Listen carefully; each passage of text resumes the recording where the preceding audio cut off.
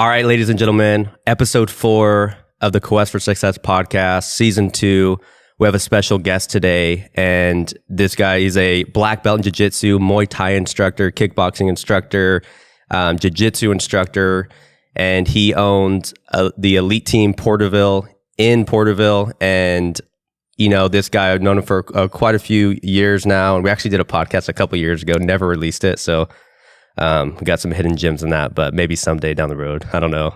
He's shaking his head. He said no, but anyways, super blessed to have him on. Mauricio Mejia, thank you for taking the time to be with us today. We're excited about this one. It's been a long time coming and excited to kick it off today. No, thank you guys. I've been very much looking forward to sitting down with you guys, meeting Zach.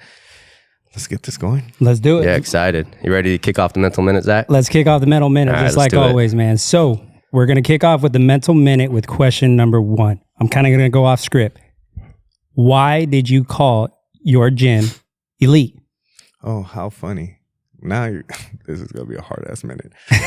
All right. So it was just natural. I went up to my instructor who founded the elite team schools in Visalia, and he has a school that's 45 minutes west in Lemoore and Hanford.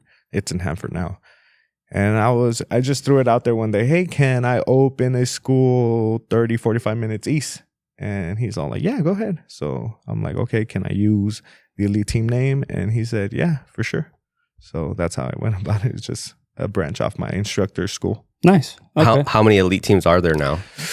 Okay, so we have, Monterey, Wisconsin, Tulare, Porterville, Ridley. Where we at? Did we do Hanford already? I can't even think of. I'm sure that I'm missing 1 or 2, but about over 5, 6. It's a household name, man. Yeah, everywhere. So it's getting there. It started as just one gym, obviously. What the original one was in Visalia? Yeah, That was okay. Yeah. And who's the guy that started it all? that's my instructor, Tom Knox. Tom Knox, and that's who you got your black belt from, right? That's right. And who did he get his black belt from? He got it from Clever Luciano. He has a school in Huntington Beach, and I was fortunate enough to train with him as well. But I found my opening to move back, so I moved back and just went under his wing ever since. Rest is history. Yeah. It's always like the history of the lineage of obviously of the black belts and who did he get it from? Who did he get it from? How cool! Yeah, because it always relates back, to Gracie's or one of the household names. So awesome. So next question, there's always debates, greatest of all times, right? And I'll let you kind of reframe this how you want to take it, but who do you believe are like the top 3 greatest martial artists of all time? It doesn't matter the exact discipline necessarily, but who do you believe are the top 3 greatest martial artists of all time? This one's difficult, but like I'll just stick around with like the ones that influenced me, and one might not even be an actual martial artist. But number 1, like in MMA, for me, it was Anderson Silva. He was just at the time when I started watching MMA, he was the one that was doing Jiu-Jitsu. He was doing Muay Thai. Everything he did was at a black belt level. He was even wrestling. He was doing everything at a high level. Then it was George St. Pierre, who really loved to hate George St. Pierre because at the time, he would be deemed as boring. Now I'm so fascinated. I catch myself studying him more now than I ever did before. Just guilty pleasures in terms of MMA. I already said that. Nick and Nate Diaz. They're just like people's champs for sure. So like I can't get enough of them. I love any interview with them. I don't care what they say, how it could be so bad, and I'm all for it. In the jiu-jitsu world, there's Roger Gracie. Yeah. Gordon Ryan. There's some youngsters too, man. There's like these young guys too. And even from our own gym, like Josh Cisneros. Then we have these up-and-comer brown belt, Owen. Then we have another who's actually a Porterville native. And you should see him on the jiu-jitsu scene pretty soon. His name's Sam Hosey. His dad is probably one of the pioneering black belts in Porterville that no one knows about. But if there's somebody that had a black belt here first, it was definitely Sam's dad. His name's Ron. So I guess, and just to narrow it down, those are like some of the ones I find pretty great right now at the moment. But I always add, switch, and kind of flip around. Yeah, some of those. I mean, GSP at the time. I mean, he was so like, even if you hated him, you wanted to see him lose. Like his craft was incredible. Like the details that he put into not just jiu-jitsu, but wrestling and striking and Muay Thai. Like the attention to detail with him was absolutely incredible. And now his attention to like the nutrition stuff, like he was ahead of his time with nutrition and recovery and ice baths and all those types of recovery and just being disciplined in that. So GSP now does a training system that BJ Penn was doing about 15 years ago now, like 10, 15 years ago now. And it's so funny, it's like a sports science lab system where they're on like gymnastic balls and like flat discs and pull workouts. It's not actually like traditional weightlifting. And it's just so funny because BJ Penn, during his tear that got him back into that championship form, was when he was doing these workouts. And then you now see GSP went to start doing these workouts after he got his ACL tear. And it's just, you're 100% right. He was always trying to do something different or better or innovate. And I kind of like, I gravitate towards that because, I mean, I'm sure you do too. Like, especially with, like, I look around here and I look at the gym and I'm like, these are not just your standard racks, These are like complex rigs that are meant for more than just your basic squats, So I'm sure you guys gravitate towards innovators as well, Yeah, 100%. Yeah, great way to put it. Game's always changing, man. You just it's your job to keep up. 100%. Exactly. 100%. So I'm going to keep my question about the business. So this is going to be like a 2-in-1. Okay. Right. So what is your favorite thing about being a gym owner and a instructor? Okay. About being a gym owner, nothing. Sincerely, nothing. I want to be on the mats with my students and training partners.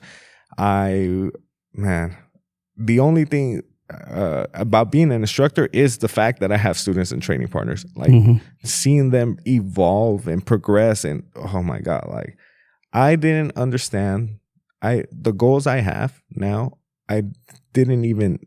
I would have never imagined I would have when I first thought I wanted a school. So about the business owner, being an administrator, being a marketer, making ends meet, I don't like nothing about it. Right now, and this kind of goes out of line with like, my family probably hates me for this because I tell them all the time. I have really successful friends that they're cool with it, but I'm just like, maybe it's just I'm self-conscious about it, but I do not want to be a great business owner. Right now, I want to focus on my craft, of being a better instructor for my students. And that's where most of my energy goes. And I mean, not to drag out this question, but because of COVID, I got to see that if I made it through that really tough time, business-wise, I could focus on my craft. Yeah. And that really gave me more of an empowerment to just focus on craft. And to me, the places led me has been really rewarding. Nice. So that's what's been great about being an instructor. The reward I get when seeing people progress, seeing that the things I wanted are actually coming to the reality. Like I want people to get good at the skills, but I also want to take the underlying things and then use them somewhere else, Makes sense. Like the hard work and discipline. Can you take that off the mat and work at your schoolwork? And so far it's going on pretty well. So those are like my favorite things about being an instructor. Cancel out that business owner part, Yeah. I hope someone buys me out and just hires me to teach. But I mean, like those are kind of sacrifices that you make, right? Because I think Zach had also mentioned something very similar on the last episode with Rudy. Is like, being an administrator and having to operate a business every day, the financial part of it, the marketing, all that stuff. Yes, you got to do that, but you're doing it for a reason to allow kids, youth, to allow people to have a place, and not just a place, but a successful, thriving, probably best in town type of place to come train at, right? Yeah. So you make those sacrifices and you kind of suck it up to be able to provide that and the results that come away from that. Yeah, exactly. So where are you on that? Because do you need more bodies or do you need a better quality body? Are you just looking for anyone? And That's just the business end. Like when you're training someone, let's say someone comes to you, do you get to pick them? Do you need them? Or do they need you? And I know it sounds a little bit aggressive towards like the general people listening, but sometimes we have to constrain our time, and that means it's constraining the people we work with. So what are your thoughts on that? So I have been very, very fortunate enough to be able to train the top student athletes in our town. The ones that have the opportunity to come and see me. It's been nothing but a fun, adventurous ride with them. But to answer your question, I can't just train anybody because I don't do one-on-one training. I do group training. So that sometimes ties my hand behind my back whenever I get somebody who's just wanting to learn, like it's a very fresh newbie. And I don't have any groups for those student athletes because I'm going to be putting them in the lion's den with these people who they're the starters on their team. They're the Valley, players, and, they're breaking records and stuff. So it's going to be hard for them to learn when because don't get me wrong though, because as parents, we would love our kids to be associated around the top tier people because then they could feed off of it. Right? But it's a little bit different whenever they're coming into a setting like this because they're paying hard-earned money, and they want to make sure that when they're paying and their kid is seeing me, every single minute matters, every single session matters, month after month, day after day, week after week. So what I tell people whenever they come in, it's like, okay, what's the history? What sports does he or she play? And have they ever been in a weight room? And if they can't at least give me 2 out of the 3, I usually find a different trainer that could cater to them better than what I can with the groups that they have. Because I don't want to take away from the clients that I have right now, and I don't want to take away from them either. I want everybody to come in here to be able to win day in and day out. And if I can't do that, then I'm doing this for selfish reasons. And that will never be a problem because I won't let it be a problem. So that's the way I kind of go about my business. Whenever I get people that come into my gym looking for student athlete training and stuff like that. No, and I relate. I like that you also have a good criteria too to kind of funnel people in that you need. And I'm glad you have a place to send the people that will eventually get there. Because obviously people will get there. And the hardest part about jiu-jitsu is starting someone from scratch. Actually, getting someone to try a class is probably the hardest part. And it's gotten to a point where, I do have to be more the business owner because my students need more training partners, more bodies. Right. And in order for me to get more advanced students, I need more new students. And in order for me to get, it's this cycle. It's a revolving door. Yeah. But the cool thing is though, and do you have other instructors in your facility? Right now it's mostly me, like 90% me. In case like I need to leave for a tournament, then I have other people that come and sub in. But somebody you trust, right? And and that's the cool thing too. It's like if I ever get somebody and it comes to that particular time where they're like, hey, it's probably going to be the best thing for you to see this trainer instead. My trainers are freaking amazing, dude. Like they give a quality freaking service. So it is never, ever hard for me to give a student athlete to one of my trainers because I know they're going to be well taken care of.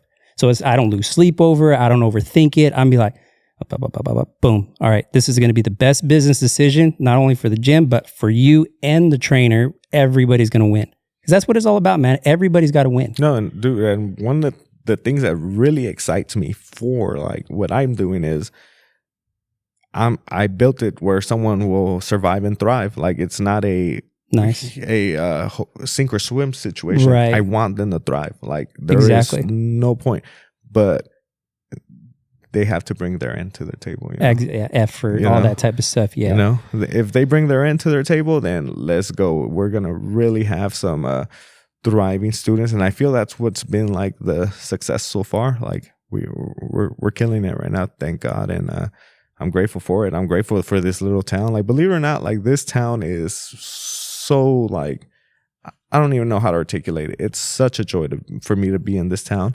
And I know you guys are from here, right? You guys are.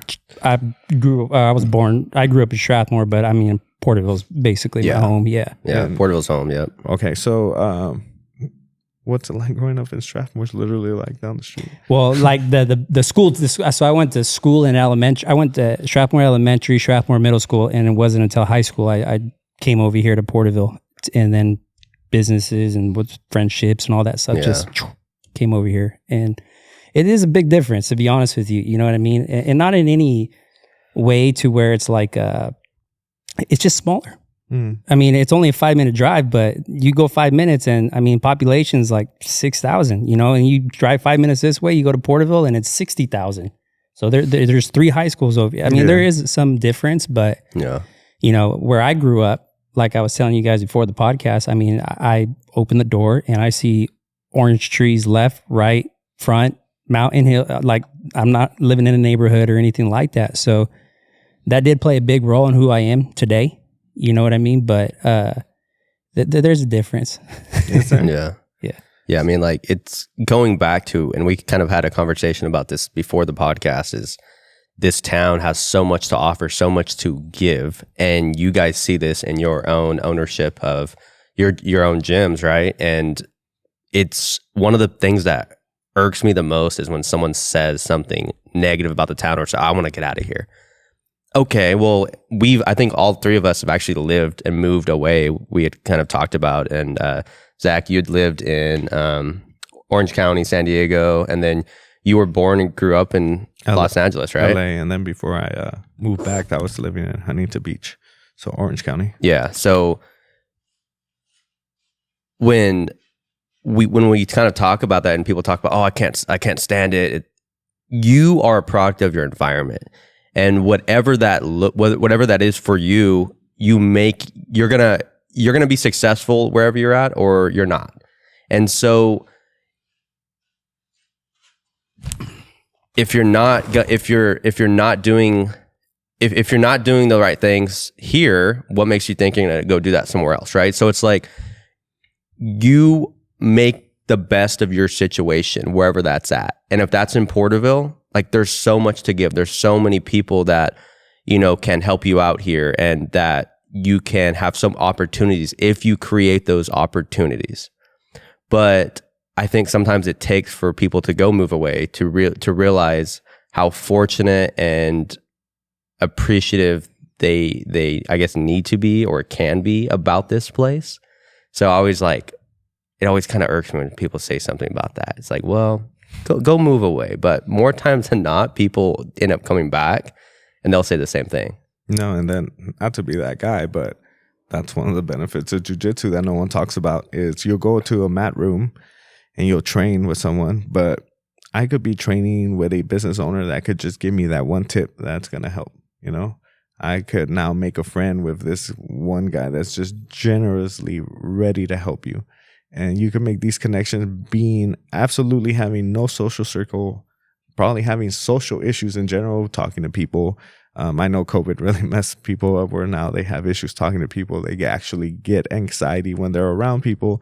But you go in there and you just get a bunch of different people from all walks of life. And that's like one of the most awesome hidden benefits of training in a place like jiu-jitsu, because now you could link up with some of your heroes, you know. Eventually at some point you could be traveling to Texas and you might run into, you know, the GOAT podcaster, you know, and and so that's like one of the cool things. And that's what goes back to what you're saying. You make it what you can. And also, I mean, you find the places where you could congregate with other like-minded people and you go from there. I mean, and that could be anywhere here in Porterville or down in big cities, you know? Yeah, no, you create your opportunities. I'm a firm believer in that. You could, you know, people will send their kids here or there, or like, you know, they're not good enough to, but it's like, if you're good enough, you're going to find opportunities and you're going to create opportunities. Dude, I think it's a benefit to be from a small town, because it's a little messed up because yes, a lot of us will have some advantages being in a bigger city that has, more money flowing through it, more opportunities. Let's just say in some other sport, But if you're from a small town and you're making noise, that means you're undeniable. And that's a perk. And like a small town doesn't have the distractions that the big city does. And that's also a perk. And while people are like, oh, there's not enough to do, I don't know, you could flip it and realize that that's not a bad thing, 100%. Having too many options is a pretty messed up constraint, especially in this day and age where you'll see on social media someone that is trying to figure out where they're going to go with their career, and then someone is making a lot of money down in here, and like where all these opportunities, and you're in this small town, you could actually take the time to perfect one or two things, Yeah, and that's exciting. That's really cool to me. That's like a massive benefit for me, especially being here in Porterville. 100%. Where did you grow up? I'm from LA, so I moved here my freshman year in like 2004, and I moved back in 2008. Big adjustment? Yes, because I go from a predominantly African American, Mexican environment to, oh my God, look at these like angelic looking little white people over here, and you're like, damn, like. And yeah, it was just weird. And then you go, your own culture's different here. Sure. And you're like, so it was a little bit of adjustment. And then moving back, I had to move for, personal reasons and made the best of it. But somehow I found my way back, and I'm all for it. I'm grateful to be here. I feel like it was kind of like meant to be. For sure. So you grew up in LA. So what was kind of your childhood like? And I mean, eventually you're going to move here, move back, then kind of end up back here in Porterville. But what did that whole kind of childhood look like for you? What was the kind of dynamic? All right. I want to compare and contrast with you guys because we come from a generation where we're the last ones that could connect with the old generation, and we're the ones that could connect with the new one pretty fluidly. We could be pretty fluid. And I want to know about your guys' upbringing, being from a small town, because it was wild. Like we talk about this and it's like, wow, that happened. Like we went through that. That's crazy, Like we didn't even have our man voices yet. We had like really high pitched voices, and we're saying stuff that we shouldn't have been saying. We were doing stuff we shouldn't have been doing. And that's because that was the environment I was in. So I'm thinking like, let's just go into middle school. Middle school, I was always a big fat kid, and like you either know how to like roast somebody, like make fun of somebody, or like you know how to fight. And if you're good at roasting somebody, you better know how to fight. Yeah. And I just find it so funny. A few months ago, we went to paintball with my brother. It was his birthday, and he had my cousin, and he brought his friends. And I was all like, "Hey, are you guys related?" And they got so offended because they weren't. I was all like, you guys look like twins. How are you guys not related? So first of all, they were already trying to talk about how we're going to get in there. I'm going to get blasted by paintball by these guys. And I'm like, man, you definitely are LAUSD products, because you asked the wrong question. Now we're getting jumped in the bathrooms, or we're getting jumped after school. And that's what I felt like a lot of like growing up was like, how do you avoid a fight? How do you like, dude, how do you be a nerd while you're trying to be grown, And because I remember I had to sneak my my Harry Potter reading in my homeroom class because you're a gangster outside, you're a man, you do all these things. Also, you gotta keep in mind that everybody watches Blood In, Blood Out, all these movies. What's the soft one? Stand and Deliver, right? The math one. Right? And you're like, that's what I'm gonna see in high school, and you're like, I am not ready for that. You're like, dude, I am not. I do not look like this grown man. And you go to high school and everyone's like imposing, and you're just still a boy. And then you come here and you're like, whoa, you don't have to like freak out about that. You don't have to like fight every day. Like it was different like that. It was like, I don't have to be so defensive and guarded. When you moved to Porterville. Yeah. Keep in mind, I still got like approached by people and like yeah, it was weird because I'm from LA, and I guess, that's a no.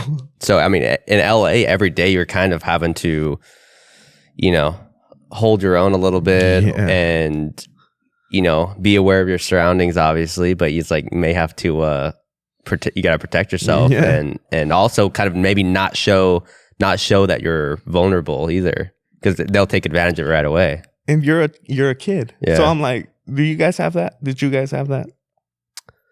I don't remember having that. Like I remember being in middle school. I hated middle school.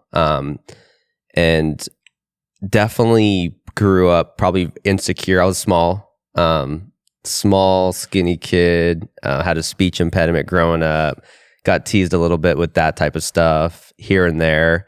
But I don't remember it being like having to like hold my ground every day by any means and fight or anything like that. Teased here and there, but definitely not like an LA environment like that. Dude, so no. Yeah, that's why. So it's like, it's weird saying it. Like right now I'm thinking about it, I'm like, dude, that's really weird. That's the first time I think you try to articulate it to some stranger or someone that's never heard that side of you. And it's just really, really funny. And I'm thinking back, I'm like, dude, me and a friend of mine, he would always get picked on for being light skinned. So he was African American, but because he was light skinned and colored eyes, he was already weaker, and like, it's just, I'm sure you guys see memes on that. But then we would meet up. We went to the swap meet, and you buy these like barely sold on boxing gloves, and we would go to the back of his house or like his backyard, and we would just basically spar just to like find ways to get tougher and better at fighting. So whenever we needed it, we'll be ready, And I remember I'm like, that's like kind of how it first started for like the coaching thing. It was like, you go watch the Mexican news or Univision News or Telemundo News, and every sports segment had a replay of a boxing match. So we were just replicating how that boxer landed that one punch in the backyard. It was really, really funny. And it got to a point where we were holding our own, we were confident, and then we didn't get picked on because we were confident in holding our own. And it just became a funny little thing like that. So, but it's just really funny to just go back there really quick and be like, I see these kids now, and I'm like, ooh, like right. They're doing good now. Like they're like, I don't know if it's for better or for worse, but like I wouldn't want some of my students to go through what I went through, For sure. Yeah. So I don't have kids, so like, right. Yeah. It's amazing what confidence will do for you, huh? Yeah. Yeah. Yeah. I think confidence is huge, man. I think that is a very, very big deal for kids nowadays, and part of it is just them knowing who they are, which is obviously going to come later on, through experiences and certain situations and learning who they want to be around, what they want to be and things like that. But right away when you walk into a room and you're waiting for somebody to walk, like say it's a meeting or say you're going to a different gym, right? And that person walks in with a sense of like pride and confidence in them. Like you're like, they got your respect, like before they even say anything, but you have that, you feel their energy and you sense that vibe from them. You're like, okay, this guy's a real deal, man. But then again, quite the opposite. Somebody walks in, they're real hesitant, they're real shy. It's like, oh shoot, this, I don't know about this one. And I think it's important, like almost no one's confident when they first start out. You become confident by repetition, by doing it. And then like knowing like, oh yeah, I've done that before. I know I could do that. So you continue gaining that confidence by doing and by becoming better and by repetition. And I think that's the thing that because I'm like you, I don't like being a business owner. But I think if I had to find something that made me appreciate it, is the fact that I didn't know what I was doing. So it challenged me. It made me go out and be something that I never thought I would ever be. Mm-hmm. And that challenge that it presented in front of me, I took both reins. I was like, all right, let's do this. Let's see what I could do. Let's see what I could learn. Let's see who I need to talk to make sure that I can make this place be what I would like it to be.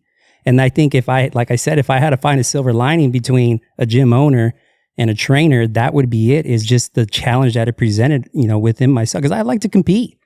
I don't play sports anymore. I'm not going to go out and I can't get on a college baseball team that, I'm I just can't. And plus time is not on my side. You know, I wish there was another hour in a day.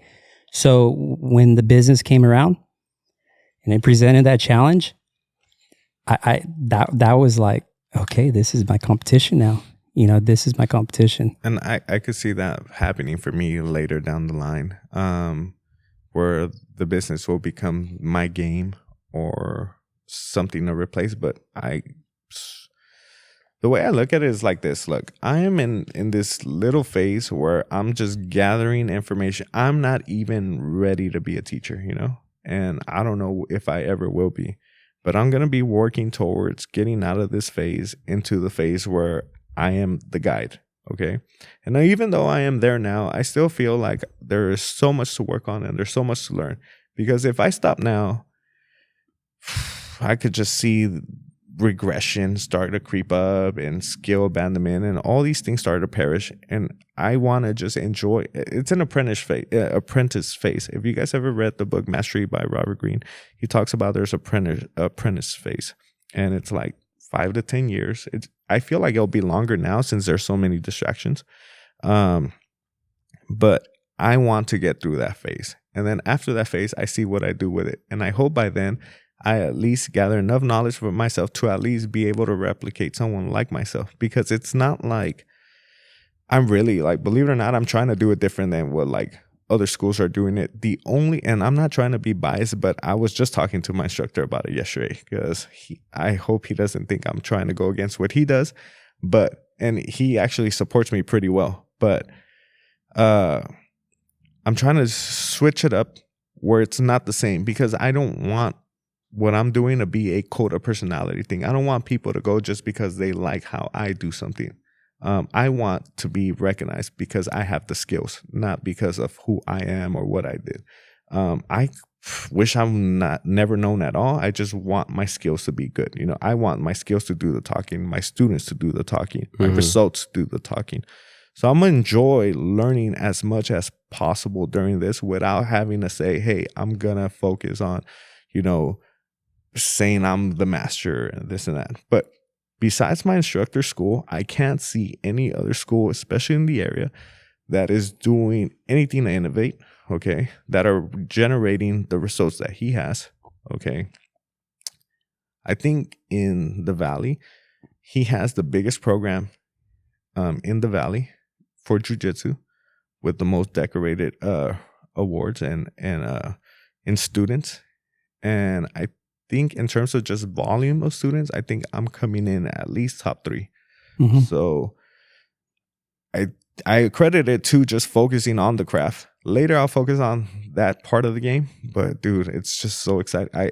Honestly, if we probably don't have enough battery lives into the stuff I would love to share what I'm coming up with. Like the way I was like teaching, I just started teaching differently in general on April, where the old way was you go.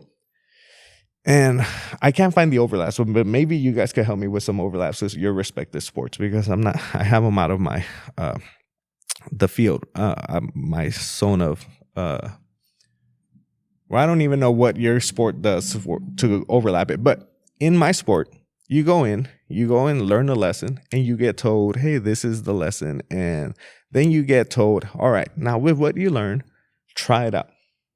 And so I'm seeing competition, and I'm seeing competitions and competitions. I'm going to competitions. Why is this not working? Why is the way I coach in the mat room not the same as when we go and compete? Why can't I teach fighting the way I understand fighting? Why does it have to be this way?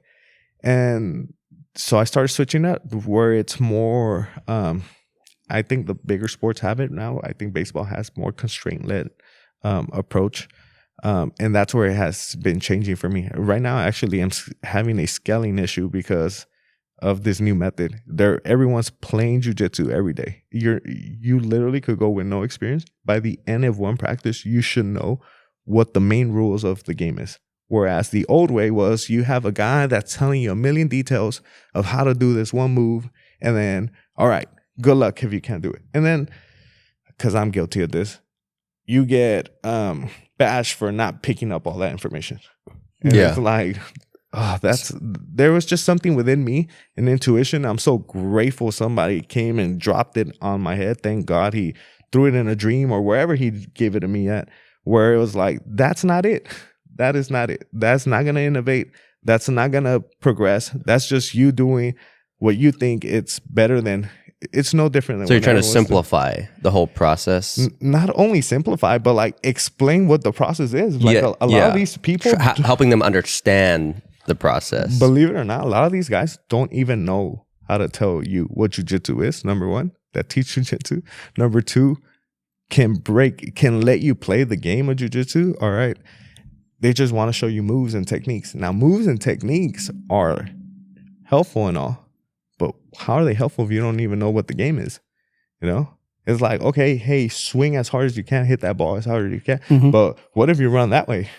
You know, and it's like, wow, what a waste. Right. You know, that's how jiu-jitsu is taught. It's like, do this, and then you do it right, but then you did the rest of the game wrong. Mm-hmm. And it's all like, no, you have to get these people to play the game. And that's where it's getting super exciting, especially here in Porterville. And especially because it's a minute group of people trying to coach it in this way. And I may end up going back to the old ways. Who knows? I don't know. But it's innovating for sure. It's getting super exciting. Like, it's getting to a point where I'm like, I can't wait for you two to go do a class. Because you guys are athletes, smart athletes. The thing with jiu-jitsu was the weaker, smaller guy can now leverage the bigger, stronger guy. Sure. And it's true. But what's happening now is we're getting athletes. Jiu-jitsu is growing so big. We're getting athletes in the sport. Mm-hmm. And they look phenomenal, you know? Mm-hmm. They're actually, the nerds, us the nerds, are getting bashed by these athletes. And that's like really cool to see, because it's like, it wasn't just it's that. Evolving. Yeah. But it was because where the focus is set to. And that's a big thing. Like, if you, wherever you want to be successful at, I think wherever your focus is at is how successful you're going to be. Right. If it's focused off on too many things, probably not going to like hit nothing. If it's focused on the wrong things, that's where it gets pretty dangerous and messed up. But once you know where to set your focus, it's just you and time and progress and everything will happen, you know? But focus to me is like the real life superpower. If we could just stay focused, and dude, I maybe it's just a projection of myself. If I could be more focused, I know I would be better. But I see it as a superpower because it's finite. It like runs out. Like, in a day, you only have so much. And if you have so many things, that's why, again, the business owner thing, like, back burner, I'll just focus on the craft. And it's all my energy goes to it. And maybe it's for better, for worse, but in the long run, I'm just seeing so many beneficial things, especially with my students. And like, that's one thing, like, on marketing, I know I could do it. I just don't want to do it yet. Right. I'm at a good scale where I just drip them in little by little so I can build them. I could spend time. I do not want to be spread out within my own mat space. And like I said, I can't wait for you two to go try out a class, because it's gonna be pretty fun. Like, it's gonna be exciting for me to share what I'm working on here in Porterville. Yeah, know? For sure. So going back, you kind of talked about picking up the boxing gloves because of the environment you grew up in. Yeah. Okay, so I'm assuming that's kind of how you got that was the foundation of why you started pursuing something in like combat, right? Combative sports and whatnot. So when you start kind of going through that, when were you first introduced to, not just introduced, but having the want and drive to compete and learn martial arts? To learn martial arts, so to me, it wasn't even like I don't know where you would describe him as. I would describe him as a martial artist, but I mean, over time, he's been more of a movie actor. But to me, the one that actually inspired me to like, hey, you have to train something is Jackie Chan, you know? Yeah. Like, you would see this guy, and like, even just on a logical sense, when you watch like Jackie Chan movie that's an older one, they were doing stuff on film. It wasn't like they could just grab a camera and delete and let's just start again. Right. They would have to pull a cartridge out and do it again. If you see the old films, they had to choreograph so many crazy things and nail it on film. And that to me was just so fascinating. How like, and then you try replicating it in real life and it's not even close. It's like, what the, like, so he's superhuman, you know? Sure. In your Agree. mind, he's Yeah. like superhuman, and you're like, what is happening? And you're watching someone at a really high level do something at a high level. And I know it's just for entertainment, but that to me gravitated to me. To me, it was like his foundation was martial arts. That's what did it. So martial arts, you know? Martial. And Yeah. then competition came later because I guess maybe I have it in me to just want to compete. Yeah. Mhm. Yeah, but just in general, I wanted to just be a martial artist because that was cool. That Okay. was So you're watching Jackie Chan and being inspired by just the nature that he brings, right, on the movie screen. But when was the first time you actually began to take it serious and maybe start training? so. It was actually here in Porterville. I was doing my own boxing training here and there whenever I could get in LA, but then I moved to Porterville. And I went to go get a haircut somewhere, and they were like, "Hey, you should come out. We do MMA at this gym," you know. And it was this little warehouse building. And then I go in there, and I met my first coach, and one of the greatest guys ever. And he just takes me in, lets me train. And I was like, "Hey, I don't work. Like my dad barely could bring me. You know, how much is it?" He goes, "Hey, help me clean the mats, and you're golden." And then after that, you know, we came up with agreements, and You were in high school at this time? yeah. Okay. And there was like talks that there was like small amateur where you could do fights before you're 18, and there's pancreation fights, but then you would have to travel and you would have to get cards. So it just, everything seemed so impossible back then, you know? And then I was training since like, What did your parents think of the whole fighting jiu-jitsu and everything as you're learning it and trying to get involved in it? Were they supportive of it? They were disconnected. They had their own responsibilities, so they were disconnected. They just knew that, at least I wasn't out there, you know, Doing drugs messing or around. Yeah, on the streets, yeah. Right. And they didn't understand why I wanted to keep going every day too. And actually, now that you bring that up, I wonder, like, wow, I have these same conversation with my students' parents. They don't understand why my kid wants to keep going every day. Every day, they're like, Like can full you circle. tell them they need to take a rest? I have to actively tell students to just chill out for a little bit. Yeah. Rest is important, you know? So yeah, so I'm doing learning in the little gym, and like it was my senior year. I was 17 still when I graduated. And I got a fight right after I graduated, but I had to lie about my age. It was a whole thing, but I got my first So fight. you said at you're 17. 18? Yeah. Okay. This guy's doing his own movie right here. He's got his own movie going on. I got paid under the table because I was wrong. Yeah. And like I'm all stoked for it. Then I had more fights and I had a pretty good career, but then life hit me where I went to try out for the Ultimate Fighter, and I was not old enough. I was like 18, and you needed to be 21 because there's like alcohol in the house. Mm-hmm. And then there was another house that was ran somehow by using the Tap Out name. There's a brand. Yeah, Tap Out. And, Remember Tap Out? and there was another house that you could go to, but then that just looked shady, you know? I don't know if it was legit or not. But then life hit me and it was like, hey, you have to go. You have responsibilities. People are depending on you. You have to help your mom. You got to grow up. You got to go to LA and sell oranges, you know?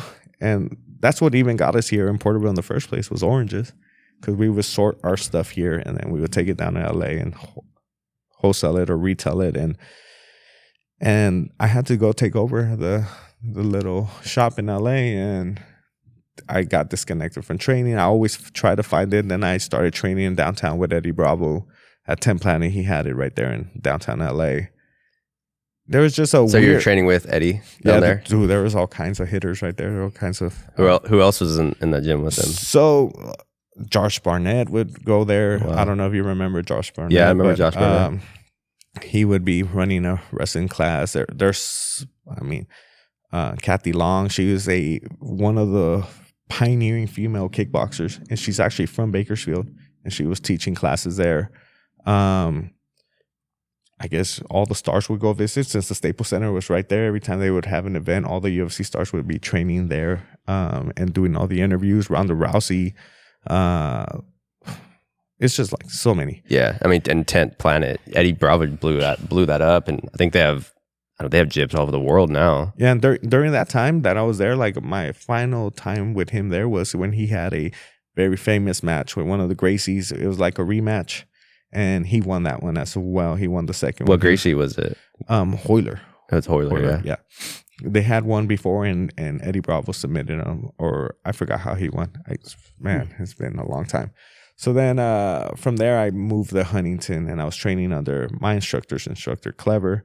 And that's how I kind of, the talk was like, hey, are you going to reignite your MMA career? Let's do it. We got you a fight in Brazil. You could go out and you'll be on television. It's like, it's local to Brazil, but it has a lot of viewers. This could be your place to get your stuff going back. And from there, straight to the UFC. And then everything kept falling through. And my life was not in a good place during that time. Like I was obese, trying to get back down to a good weight to fight. It was just not it. So during the whole time with that I was prepping for a fight, I kept ranking up in jiu-jitsu, and I made it up to a blue belt with Clever, and it's white, blue, purple, brown, and black. That's how the belt system goes. Mm-hmm. And I made it a blue belt, and nothing was happening. I just kept training.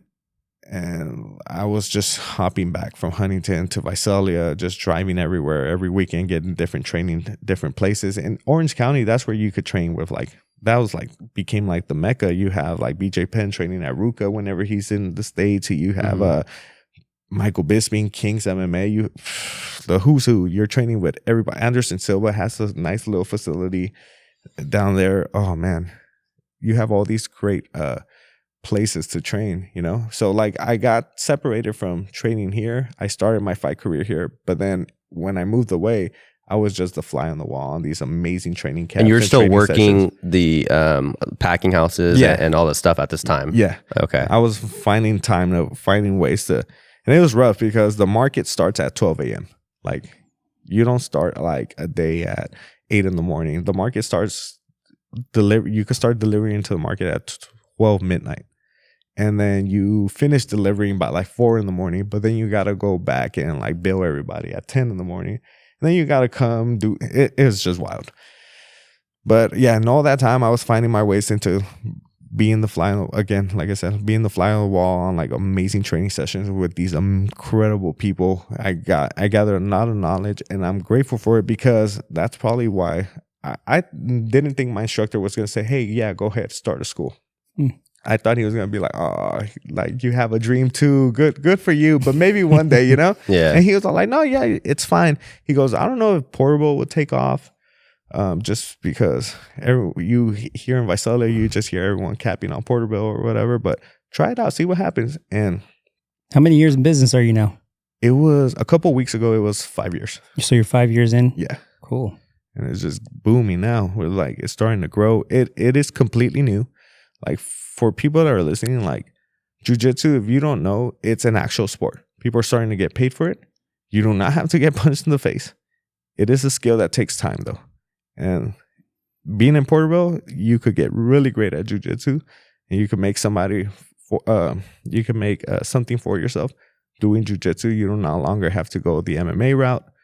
And that's exciting, and that's what I've been focusing on growing. And this means I have to invest back onto the students. This means I have to grow sponsorship funds so they could go keep competing. This means that we have to find creative recruiting tactics for certain students. And the parents don't know what it is. They just know it's like, okay, it's good for their self-defense, or they've seen it in the UFC. Mm-hmm. Okay. And they can narrow it down to that. But then once they get immersed into the sport, you have these parents that are in it. They understand it. They're growing with it. And without them, this doesn't continue, Right. Why do you think so? Right now, in the last probably 5 or 10 years, jiu-jitsu particularly has grown, I mean, probably more than any other martial arts, right? And it's blew up. And you have celebrities doing it. You have, all kinds of people. Like, I think, Joe Rogan. I feel like Joe Rogan's like a huge recruiter, always getting different people. You got different people doing it. And you have guys like Mikey Musa. How do you say his last name? Yeah. Yeah, Musumeci. Like these guys that look like a nerd, right? Like I was like, dude, this dude wouldn't do nothing to me, but he'll go destroy anyone in the world. So what is it that's made jiu-jitsu so popular in recent years, the last decade? So my opinion on it is school sprouted out everywhere.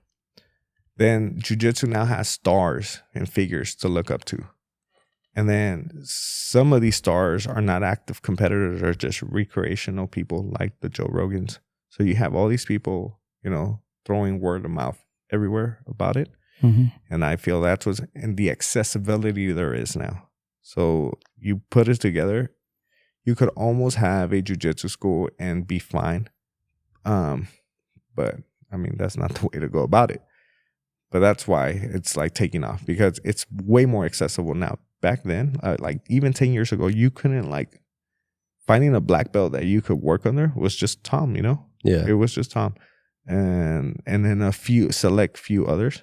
But then it was just like very niche down, And it's still a niche sport. It's still very niche down, but now it's hitting mainstream because we have so many stars and so many figures, and there's just so many eyes on it now. And we're seeing it through many lenses, through it's saved my life, self-defense, MMA, recreational, Like the only other thing that's growing crazier than jiu-jitsu is like pickleball. Oh, And yeah. I'm sure you guys seen like pickleball. Yeah. And I know it's like not even the same thing, but like it's like that's the only, because pickleball just brought out of nowhere, and like Right. you hear about everybody doing pickleball, and it's like jiu-jitsu and pickleball are really fighting it out right now to see who's gonna take it up. They got their own little fight. Right. Yeah, they're gonna see who's gonna get more of the mainstream audience. Yeah. Yeah. Money's on pickleball because nobody's fighting, but yeah. So for your gym, do you kind of have like a motto that you have? You know what I mean? Like a phrase that you try to sink into the students or something like that? Do you have I guess like a slogan or something like that? No, just because all that evolves, all that changes, but I do want them to always know that the focus and their work, their effort, and them really trying it's just like the general themes. Where the focus, you got to work on your focus. You got to be able to sit still and focus. I get it. You were at school, but here comes another hour. You got to train your focus. Mm-hmm. And if there's one that I catch myself saying over and over is train your focus, but that it's something that I'm going to that's a slogan now. No. Yeah. Just. Yeah. So, I mean, you were kind of talking about the different reasons, but what would you tell people, whether it's parents, whether it's youth, or just younger people, that why should they join jiu-jitsu? Why should they come into your gym and, learn kickboxing and learn these different martial arts? Well, sell it to them. Ah, man, I hate selling stuff too. It's like, do it if you want to. Like, honestly. Yeah. But why should they do it? Right. So it's just what's within someone. Like, everything is arbitrary, but like, someone at the very least, it's just come see for yourself that you had it within you. Like, some people know like that they could be good at a martial art. They just probably are skeptical, reluctant to try. There's so many factors, but jiu-jitsu is just like on the surface is great for self-defense. Learn how to leverage somebody, learn physics with another human being that leads you to controlling someone for the purpose of either strangulation or breaking a limb. But that also results into like, hey, maybe I just hold someone down till help comes. Maybe if like, I always picture like my students who I never want them under a bully and they not know what to do. Okay. Mm-hmm. So number one, for like the parents that have kids, you never want the kid to experience that feeling of having someone on top of you and not knowing what to do. Okay. Because that is just a very disempowering vulnerable feeling. Yeah. Yeah. It sets you in a place, and I feel like that just kind of sets things off in like the wrong direction. For an adult, it's just there's a second win that you're looking for, and this is jiu-jitsu and kickboxing. And the martial arts are usually a place for you to get a second win. Yeah, you're not gonna go and be the grand star or something, but maybe Jiu-Jitsu offers, master weight classes that you could become someone at, so does the striking arts, so does kickboxing. But do this to enhance yourself. Like, I personally want people that train these martial arts or train with me to harmoniously improve their personal life. So not just their skills in striking or strangling somebody, but also, like, is it developing your character? Is it developing your willpower, your focus, your confidence? Like, this is you brought this up earlier with confidence. Let's not diminish it. Like me, I feel like I was getting by with a lot of delusional fake confidence, and I was doing fine. Now that I actually have something to grab on and stand on, like that makes me feel good about it, Yeah. That makes me like, and I want that for everyone, you know? People tell you to fake it till you make it. I don't like that. Yeah, no. I don't. Yeah. I really don't like when people say fake it till you make it. I have I don't think that is. I think there might be a better way to say it, but to me, definitely that is not something that because what are we saying there? Like, do podcasting, be confident podcasting until you do it enough where you are confident podcasting. Like, is that like where we're trying to reframe? Because that's kind of what it is. Because there's some people who are like, I don't know, I see like sales who have no idea what they're selling. They're just really confident and delusional and are selling snake oil, and, right. Yeah. We don't want that. We want someone that knows they could stand firmly on something. Right. And that believes in what they're doing and what they're selling and what they're creating as well. Well, yeah. And then that's exactly why you have a business, because you believe everything that you say. You say everything with confidence, right? I'm assuming you don't fake it, right? I have major imposter syndrome, like horrible. Like, it is, especially with this new method where I realized I was an imposter. And oh man, this is controversial because like you shouldn't say that, because then you're talking about like 90% of the industry, But to me, there was just not a connection. But now that I am like guided towards a better direction, yeah, I could say things. Like, I could tell you all the work I put in. And that makes me confident. I did so much work. So like when you're saying, when you see someone for the first time and they're confident, yeah, like honestly, you need to win the interview on site. Yeah. On the first 2 seconds of what that interaction is with you and whether you know your shit. And sorry, You're good. Finally we fumble, huh? I think you did at the beginning too. Nobody's counting. So like, yeah, I mean, maybe I won't win that first engagement. Maybe I'll soften you up on the second engagement, but like, I will know my stuff. I know that's what I'm focused on. That's what I'll sacrifice a lot of my personal time with family, friends, my wife, whoever, to make sure I know my stuff. Because no one is, if there's one thing for sure, no one's going to catch me lacking on something. That was a dilemma that I was completely having, an imposter syndrome, and then plus imposter syndrome where you're not enough. I have to sell it back to myself. Like, hey, look at your work. Right. Look at your results. If you're lacking on something, what are you lacking on? And let's fix it. Right. And hopefully my students get that too, You're like walking on eggshells, basically. You know what I mean? And one wrong move and that's it. Yeah. People aren't dumb. You know what I mean? When they're out there, they're trying to find a trainer, they're trying to find a place for them to feel comfortable at. Their guard's up. You know what I mean? Like, they are not just, going into Target to buy, bag groceries for home. They like, this is the way. So when you're training a kid, right? Tell me if I'm right or wrong. Okay. The majority of your kids, how many of them are coming to you confidently, and how much of them are being there because mom and dad want them to be there? Like what I mean by confidently, like, okay, no, I know exactly what you're saying. And like, oh man, this is why I'm so grateful what I do. I can't think of one kid right now that let's do a whole spectrum. I can't think of one kid right now that, to answer your question, that it doesn't want to be there. That doesn't want to be there. I am aware, because I will actively go and talk to their parents and be like, they need a break or they need to try something else. They obviously don't vibe with me. I'll have these hard conversations with parents just because it affects the whole dynamic. And I can't think of one right now. Whether like there is or not, And that's huge. That's You know massive. what I mean? Because it, like, I'm sure you have had a kid though that did not want to be in your facility at one point. You know, maybe you got him to turn around, maybe you didn't. You know, you just lost the kid. You know, and we take that very, very hard.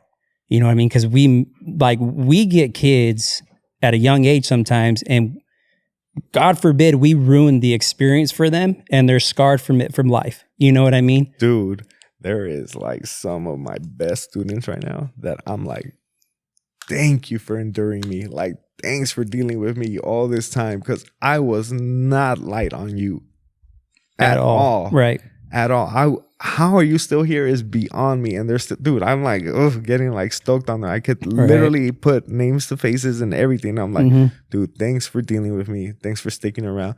There is the other ones that if I wasn't never going to win them over, I was never going to win. And I have to be okay with that. But I do remember there's the some where I'm like, I catch myself sometimes sending text messages to some students, some like great athletes I had. And I'm like, it's because of the way I was doing things at the time that your kid wasn't. Can you bring them back to me so I could give it another shot? And sometimes I do, sometimes I don't. And that's the name of the game. But yes, like exactly on what you were saying. Like there's some I don't. But right now, I really am. Man, you guys could go on social media and see all these kids post their content. Like why? I mean, their parents run their pages. That's good. But like they post a lot of content of them training, of them. They inspire the shit out of me, dude. Like I am like, I just signed up to a tournament. I did horribly at this tournament, you know? And just because they put me in there, I wasn't even sure I was going to make it. I have so many injuries from my early MMA days that I'm like, dude, I didn't even know if I was going to be able to walk out into the tournament. You know, my back was shot out, my knee. Oh my God. And I go over there and I don't do bad. You know, I've been out of the game. I opened the school as a purple belt, by the way. I didn't even have a black belt. I opened the school as a purple, and that's all I focused on was coaching, making sure I got results from my students.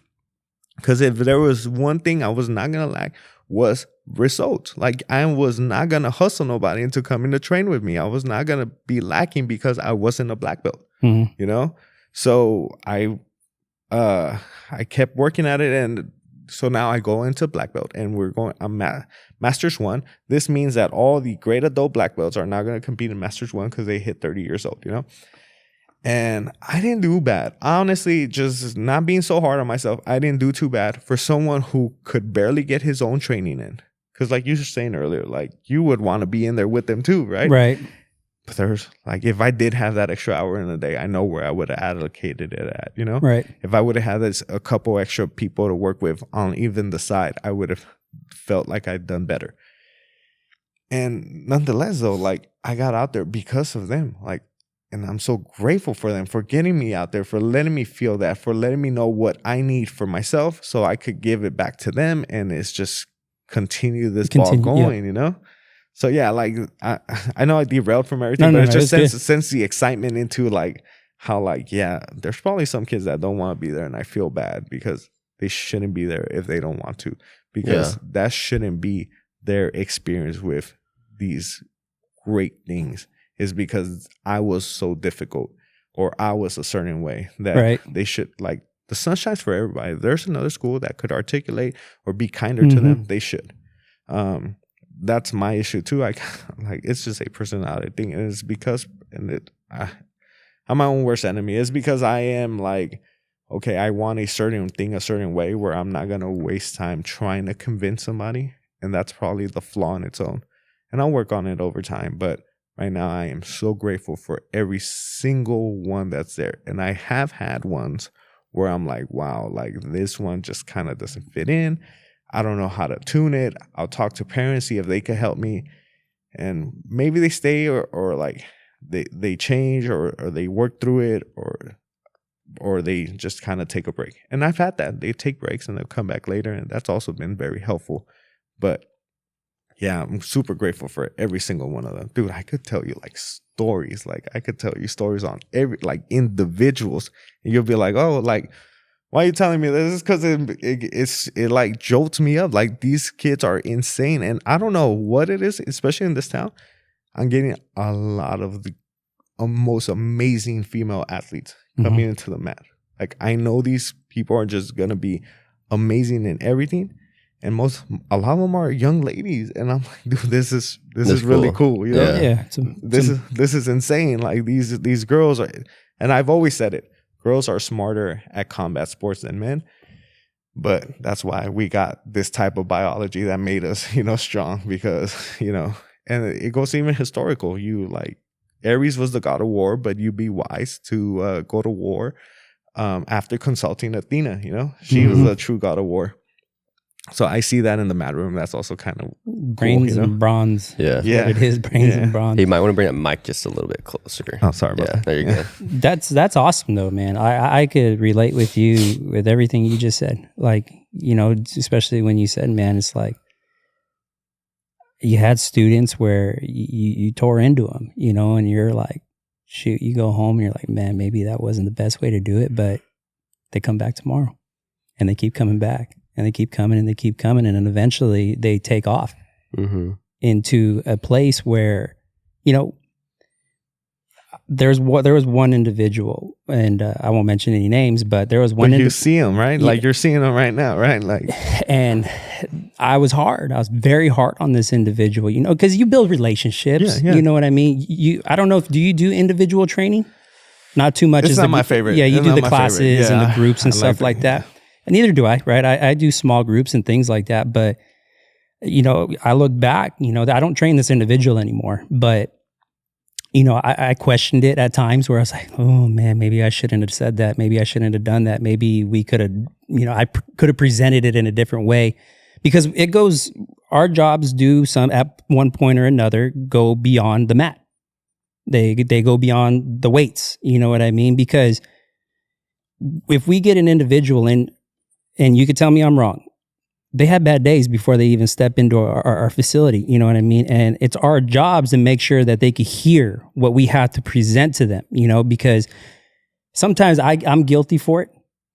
I become a little robotic, you know what I mean? And I just expect them to come in with a good attitude, to be open-minded and all these type of things. But then I'm getting a little bit more mature, you know, a little bit more experience, realizing that's just not going to happen. That's not reality. You know what I mean? And each student, you got to have a different tongue. You know, the overall basics of what you're teaching, it can be real general. But when you're trying to get very specific, each person's going to hear it a little bit different. And it's up to us as instructors to make sure that we find that type of way. So to go back to about this individual, you know what I mean? As I sit here now and listen to you, like I'm so grateful, not for the student, but for the parent, because they're kids, you know what I mean? And it's where they're coming from that allowed them to be who they are, so open-minded and not so hard on themselves whenever they get constructive criticism. So although, yes, I am having that interaction with that individual, I'm really having it with their parents, you know what I mean? But the parents aren't there, if you get what I'm trying to say. So I gotta ask you this, and I don't know if this is like, I don't know how weird it gets, but this is like stuff that I ponder a lot. You ever see healing within a family because of their kids working the way they're working? Oh, absolutely. Their work ethic. Yeah. I don't know if that makes sense, but like, I get it. I see a lot of families restoring themselves. Mm-hmm. I don't know if I'm getting emotional on it, but like, that's really cool, because I literally see families who were set on a certain way, and it's because of the determination, the perseverance of their kids constantly on the mat, on the tournaments, out of tournaments, that I'm starting to see that break any negative cycle that one may perceive. Right. And it's like, dude, literally, I'm the same way. Too, you know, it's a team effort, man. And it starts at the top. Because parents got to make a ton of sacrifices. The time, the finances, the stress, you know what I mean? Like, they are the workhorses that I don't feel that get enough credit. No, and I'm glad you're bringing them up, because I probably would have gone the whole whatever time here just talking about individual students. But like, dude, it's not without parents for sure. And Like I've had issues with students' behaviors. You know, it's common, especially in a math space where a lot of these little kids have big personalities already. You know, Yeah. and then you're like sure. dealing with like little superstars already. Yeah. You're like, whoa, this one's clashing with this superstar. You know, Yeah. two suns can't orbit the same Earth. That's crazy. And then parents are so hard on themselves too sometimes, and I'm like, dude, you guys do so much.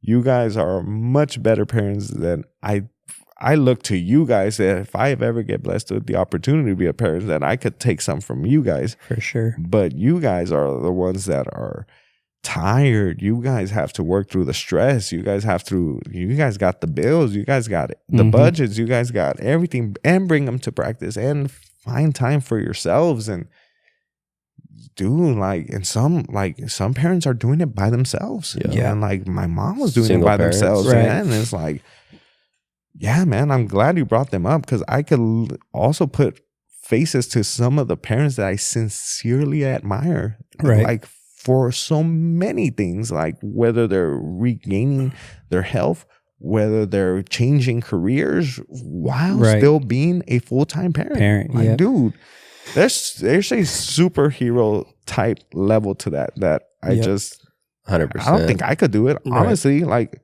I'm scared of like the idea of just carrying a baby around, let alone these parents that are doing it every day with the weight of the world on them, you know? So yeah. Man. That's I'm glad why you brought them up. Yeah, no. Well, I brought them up because you were talking about like the some of the star ones that you have, the students, and not even the star ones, just the ones that go in there, they check out every single week with you. They aren't getting there by themselves. And when you get those students that are just like, dude, yes, it's 4 a.m. and you're here. Yes, thank you. It's because the apple didn't fall far from the tree.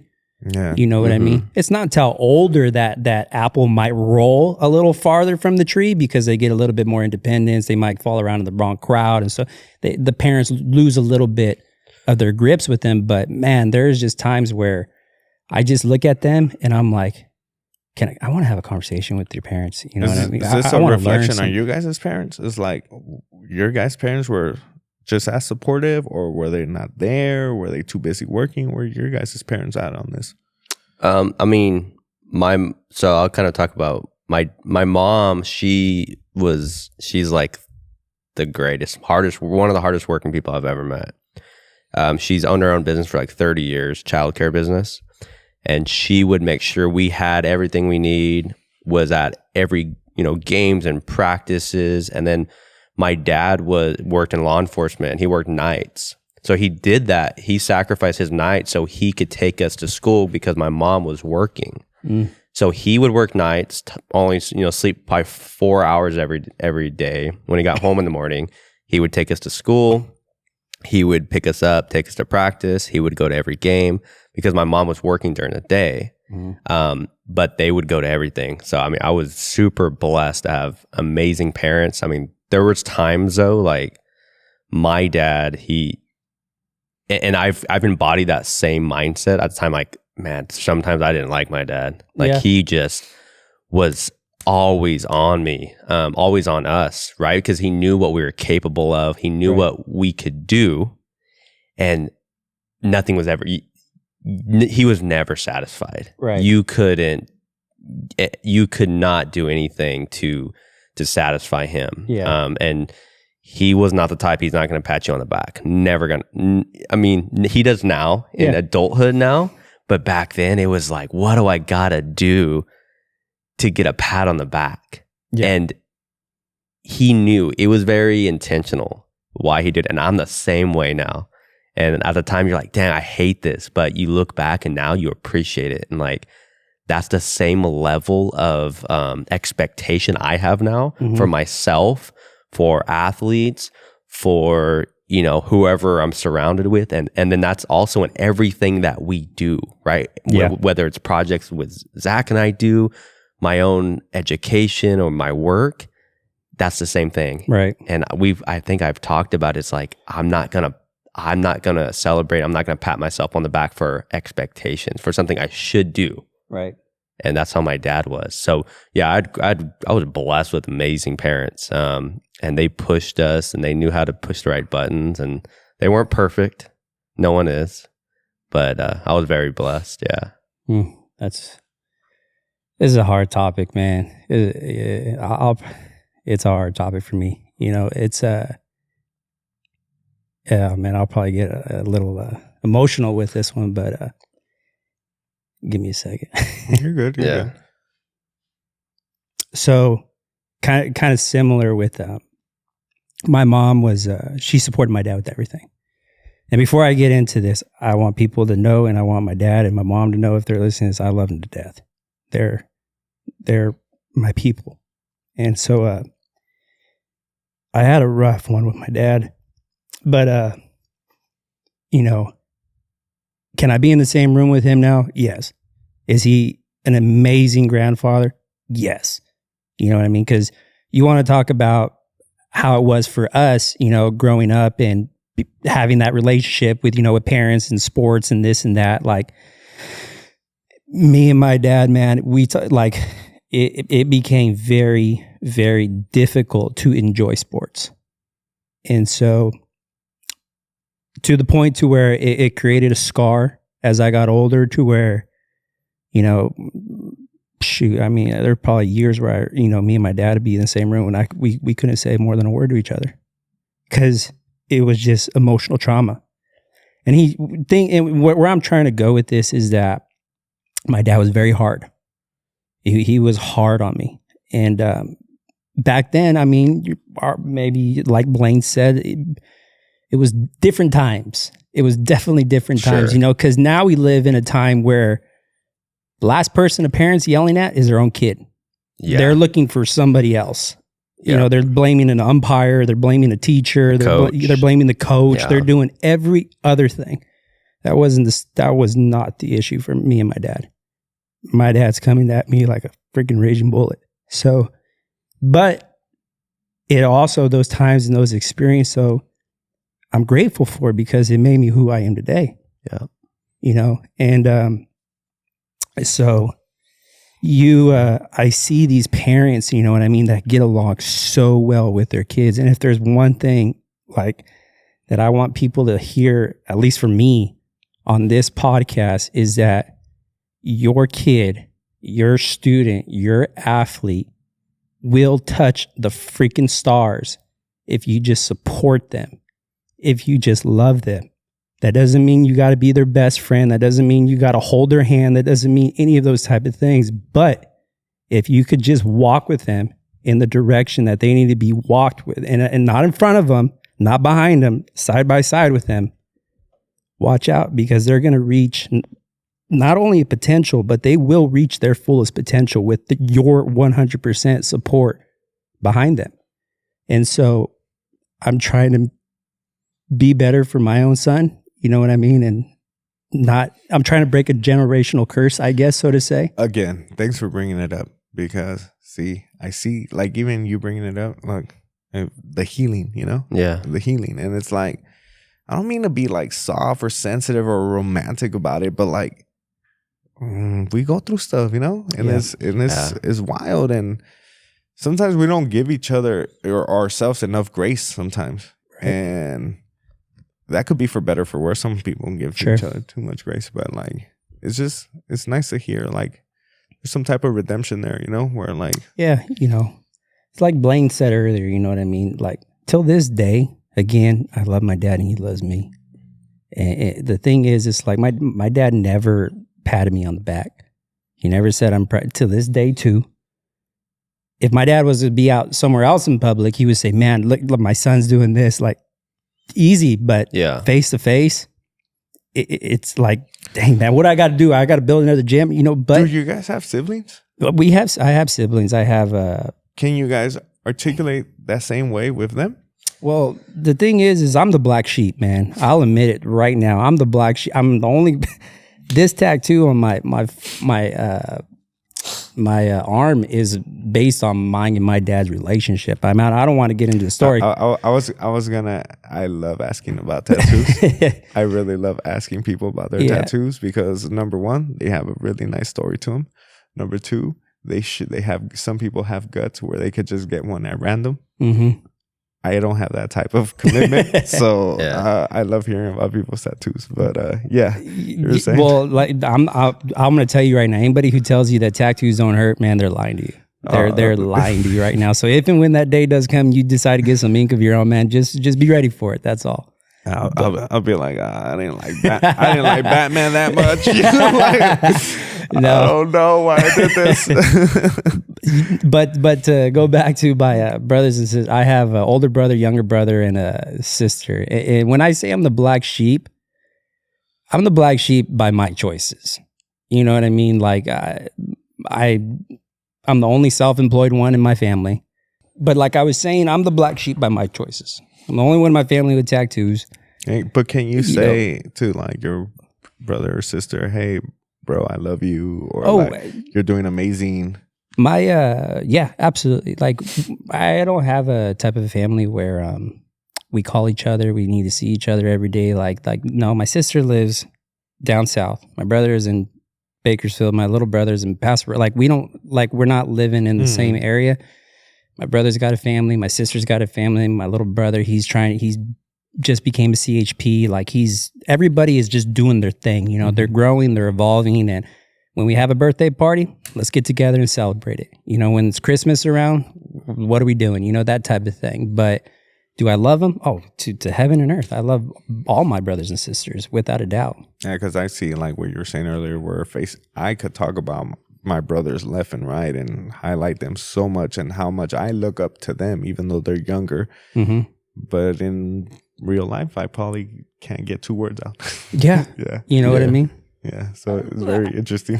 It's true. You know, I mean, those are some of the best relationships. I feel like the people I talk to most are my business mentors, you know, my business partners.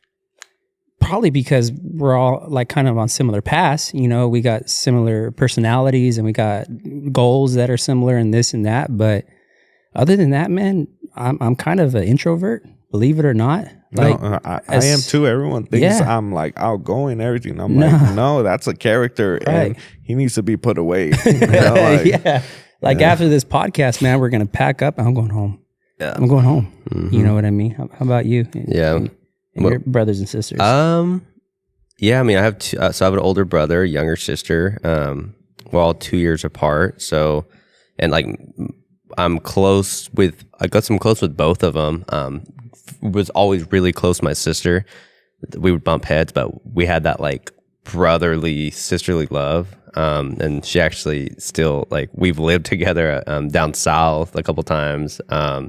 She lives with me right now as well. So, yeah, no, and she was involved in athletics. So like me, like I could always take the criticism well, and you, like my dad, you could beat me down, and like I'm still gonna go run through a wall, do what I gotta do, right? And my sister, being I don't know if it's just female, whatever it was, you know, obviously females have more emotions, and she was not quite the same.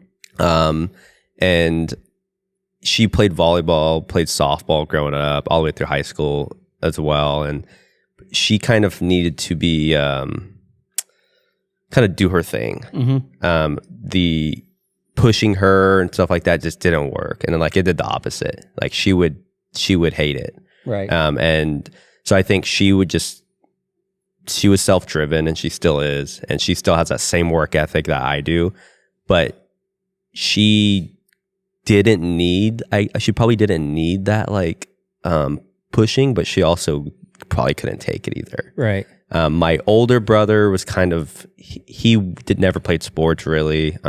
He kind of does his thing, and he wasn't like, he's just a little different. Like he's kind of more of the he's got tattoos, kind of definitely a little more of the outcast type as well than me and my sister, which is not a bad thing, negative thing at all. It's just he is that type, whereas I don't have any tattoos. My sister doesn't. We're more clean cut like that, whereas he does. He also works in law enforcement like my dad did.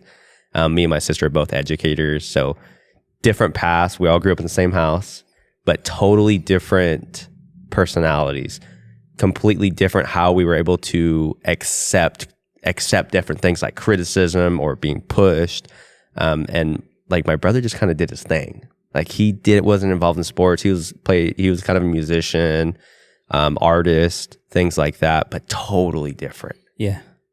Now, you guys, just so you know, I stalk the hell out of you guys on Instagram. I'm a major supporter from afar.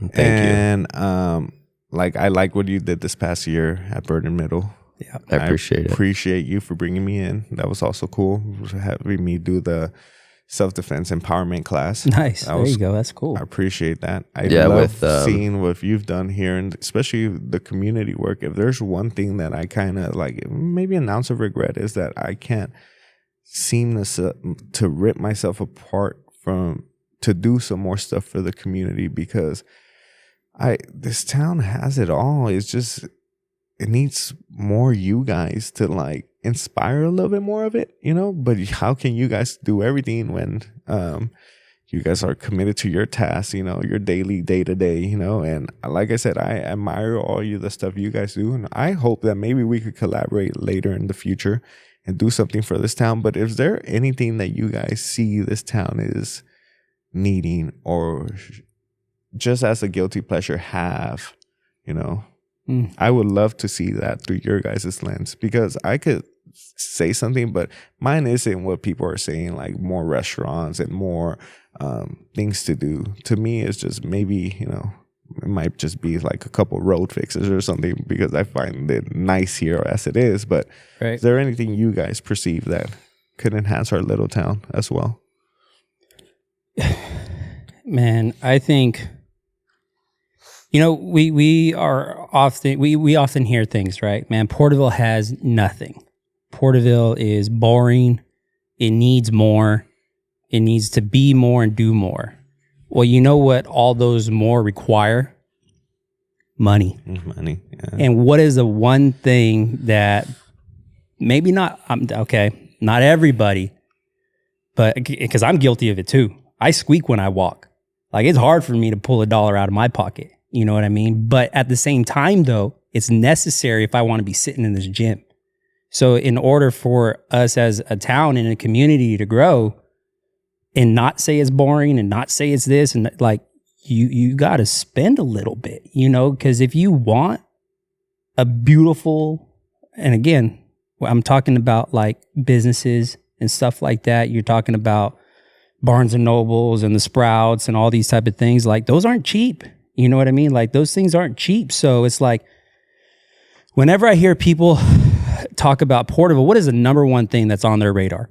In-N-Out. Everybody wants an In-N-Out in Porterville, right? In-N-Out is not a free thing to build in Porterville. You know, it's not like it's a hole in the wall. It's a major franchise. You know what I mean? And if it was to get built in Porterville, I think it would have extreme success. Sure. You pulled it right out. Yeah, it would have extreme success. But how does that evolve your child? Where does your child grow from an In-N-Out? Now, you're talking about maybe, and correct me if I'm wrong, like, you're talking about how does Porterville build within the community as far as like centers and maybe sports complexes and things like this and things like that. These are my two things. We got to be willing to spend some money. We do, to have the finer things. To have the finer things, you got to be willing to spend some money, period. Like what? Well, if it was up to me, because we have a lot of space here. I mean, there's a lot of land. There's a lot of land in Porterville. You know what I mean? But what is usually being built on that land? Homes. Yeah. If there's one thing Porterville is great at doing, is building homes, in my opinion. You know what I mean? Like, it's an easy thing for the city to do. Boom, let's get some homes. And they moment it's done, it passes the desk, we got homes coming up. And that's great. It's really great. You know what I mean? But again, if we are specifically talking about the youth and how they could be more taken care of, so to say, we got to do a better job as far as playgrounds. We got to do a better job as far as sports complexes and things like this. You know what's pretty cool is we actually are right here down the road. I don't know if you heard about it. They're going to be renovating this little, I shouldn't say little, It's pretty big. They're going to be putting soccer fields out here. Yeah. They're going to be putting a water, like some sort of water attraction right here and things like that. Like, that's huge. That's a big thing. Big you know what I step. mean? It's a big step. And we need more necessary steps like that to get our youth involved, and not only involved, but evolving. You know what I mean? Because if you go to Visalia or like just down the road, man, like you have nice parks. You have nice, like, what do you call them? Like trails to run, you know, around neighborhoods, friendly ones. You know, you don't got to worry about anything once, you know, the sun goes down and stuff like that. Like, to me, we need to do more things for our awesome town that we need to do more things when the sun goes down. We need to create more things like that. When the sun goes down, we need more things where we could get involved in whenever the sun goes down. That's my personal opinion. We don't got enough. I mean, what do you do when the sun goes down? Yeah. No, I agree. That's a good one. That is a good one. That's probably like what I capitalize on is the fact that you could train when the sun goes down. Yeah. You know, if you got a business, you turn on the lights and you could go forever, you know, but then you're going back to the financial part of it. Not everybody can afford you. Although we might think we have an affordable price, but not everybody can afford it. No, and dude, that has like been the little balance board that I walk on is I charge way low than anybody, and like a premium jiu-jitsu seems to be like something like a premium, and I tend to you know, I just want everybody to have the opportunity to do it, but how do we do it when we got to pay taxes and lights and bills? And so it's like so I do. That's like one of the things again that you have to sacrifice is money in order to get good at something. And I mean, yeah, and some people still won't be able to afford it, you know. And right, like in order for me to grow it over time, I would have to create opportunities for sponsorships and other. And once again, we go back into like the cycle of the other more privileged people helping the others, and it's been good just to form that type of community that boosts somebody else up, not just their own. Right. And that's great. But yeah, you're going back into just what the city needs.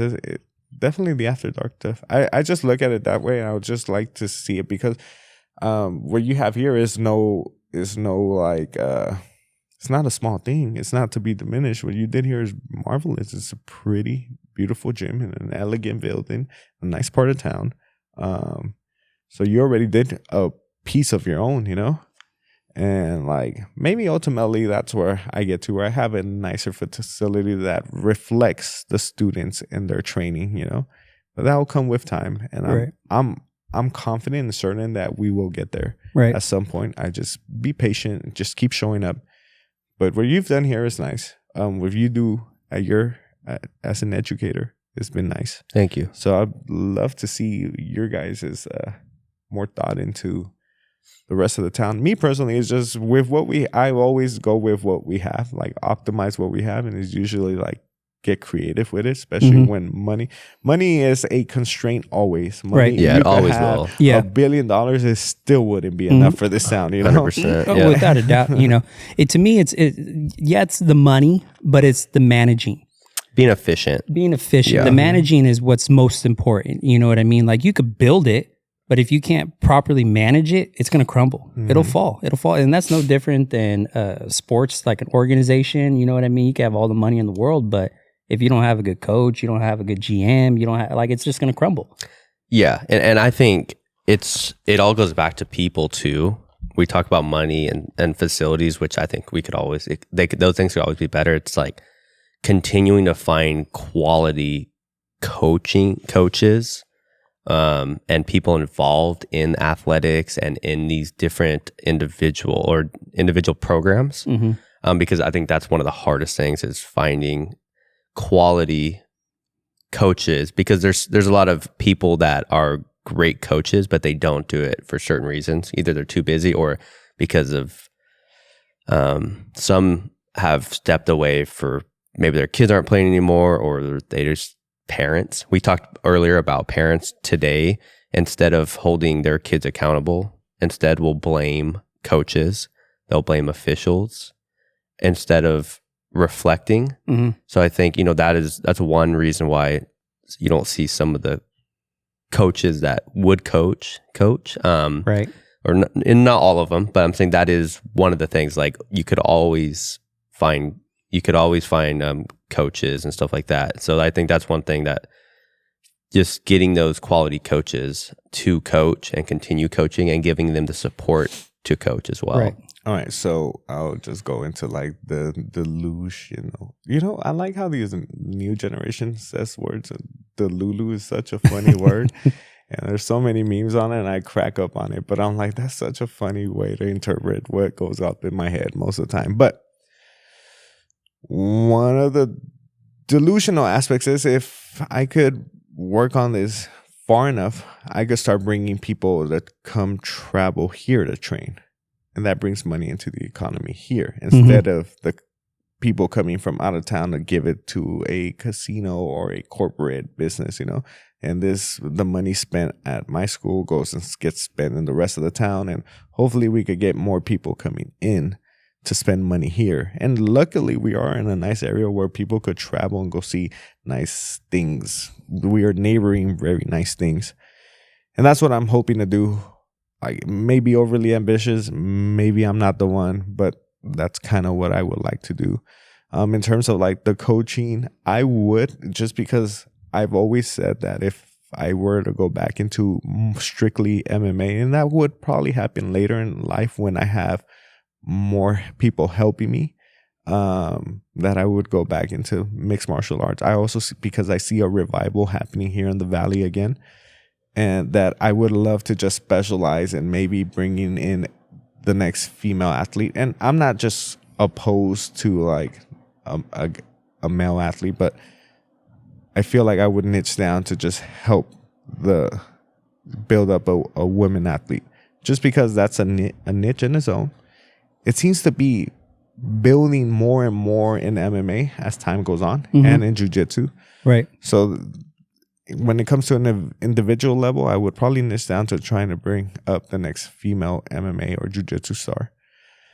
Building of a good quality training program where people could come into town to train here, and then we'll go from there. But hopefully, and I know you're doing your part, I know he's doing his part. In terms of the people, this is like, that's really, to me, being an introvert, I didn't realize the power that people would have for me. Like, to me, being away from people is actually in my favor. Me not being around people. But then I think of all the times of having that one friend that helped, being around these people that helped. And in Porterville, it is the people. Like, we may not have stuff to do, but the people here are great. And investing into them in some type of way would be like one of the ways that I would like to tackle that aspect. Because when we were initially talking about like your people wanting to leave here, is I'm like, nah, baby, you need to stay here, and like we need to just set you on your lane. And you guys had these parents that are like, nope, you guys had the trend that they were harder on you. But I catch myself and dude, it makes me cringe because I get asked for like advice. I'm like, dude, I don't even have kids. Like, I don't like, that's probably why I get away with some stuff with the kids and the parents, because I don't have that filter where I'm like, oh, I'm their parent too, like, well, it has to be this way. I don't have that. And but they ask me like, what do you think on this? I'm like, they want to stop jiu-jitsu because they want to go try out other things. And I'm like, fair enough. Just make sure you keep them on one thing. If they're little, keep them on one thing even if they try other things, keep them on one thing. It goes back to your focus. Yeah. Yeah. Because then they're going to go and you've seen it. I'm sure you guys seen this with teammates, athletes, students, all the people you deal with, where you'll have people that will get exceptional so fast, but then just stay there. Yeah, they plateau. Yeah, it's not even that they plateau. It's that they're just comfortable being there because they got there so good and they're doing good. Where like now they could hop around and always come back. But they need to see themselves here. They need to see themselves farther than and it's not because they got to try other things. It's because someone kept them, forcing them to get farther in that area. And again, it does go to focus, but like, it goes back into like, maybe this is just a projection. This is what I tell parents too. More than likely, I'm just projecting what I would have wanted if I was growing up. But I wish somebody kept me training, not me, because I was always thinking, oh, if I could always come back to training and go try something else. And no, I should have just kept at it, for better, for worse. I mean, luckily it went out my way, but that's also the reason why I know, like, right, stick to something, force them to stick to something, you know? Yeah. Yeah. So, did you want to? No. Okay, I had some things. So currently at Elite Team Porterville, what classes do you guys kind of offer? Where can kind of people? Right now, I'm just specialized in separating it into jiu-jitsu and the buzzword is kickboxing, because more people know what kickboxing is than Muay Thai. Maybe I think that will start switching around. It's just Muay Thai where we clinch, we throw elbows, knees, all of it. It's not just kickboxing where you just box and kick, no clinching. But I call it kickboxing. For kids and adults, the kids program has evolved into an MMA program where they learn how to kickbox, but they also learn how to strike with the advantage of taking them to the floor. And this evolved into that because a kid will more than likely deal with somebody at a school. So they, instead of getting in a physical exchange, they could just, negate, a combative situation by taking them down and knowing how to handle themselves. This is just how I wanted to overlap the strikers into jiu-jitsu and the jiu-jitsu students into striking. That way they could be well-rounded and better prepared whenever they were to deal, if they were to deal with some type of bully situations. So I had the emergence of having to overlap the two classes. So the kids kickboxing class has become a kids MMA class. That way it allows the person that will never do jiu-jitsu to still know how to handle their own, whether they're at the schoolyard or somewhere, And then we have the kids jiu-jitsu program who's starting to grow into this phenom of a very great competitive team, especially from our little town. Nice. It's awesome. Yeah. Kids and adults. Yeah. Yeah. I mean, with that, you guys have built a really cool community over there. I see you guys on Instagram and all these social media. So you have like a cool little family community, I feel like. Anytime you guys do something, and I got to go, you were busy, but I went to your guys' event. Thanks for going to that. Yeah, man. I went to the event the other day, and it was freaking packed in there. There's so many people. So that was cool. But every time you guys do something like that, you have a cool little community atmosphere, little family atmosphere that you guys have built. So it's cool to see.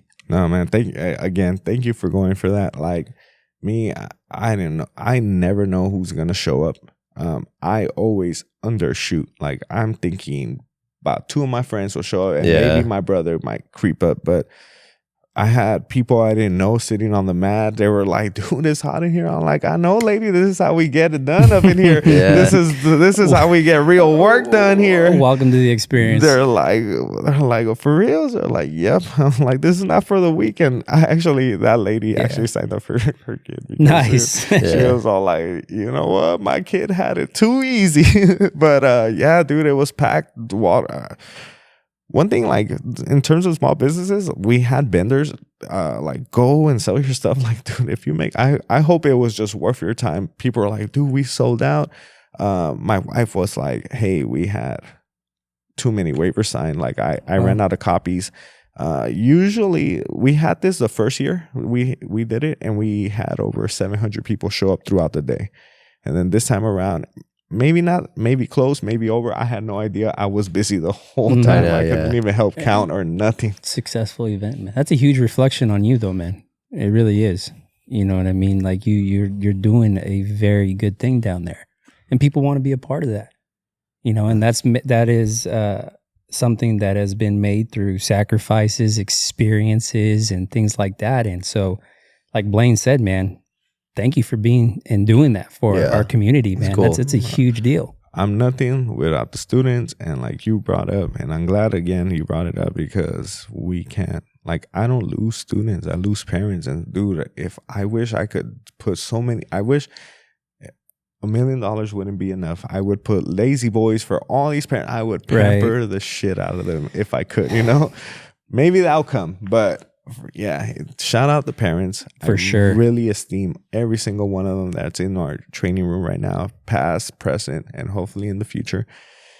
And yeah, no, guys, and thank you guys. I'm honestly nobody. I am like an idiot just trying to be less of an idiot every day. I swear to God, I am fucking like, I'm dense. Like, and I could only talk about this, and I only want to talk about this, and that's for better, for worse. I don't know. And I don't know how I have friends.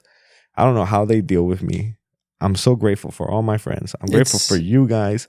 Even though we barely, but it's because that's the energy. You are working hard. Right. So I'm grateful you guys created a platform for people here in this area to come and share their story with you guys. And I will say this again on record.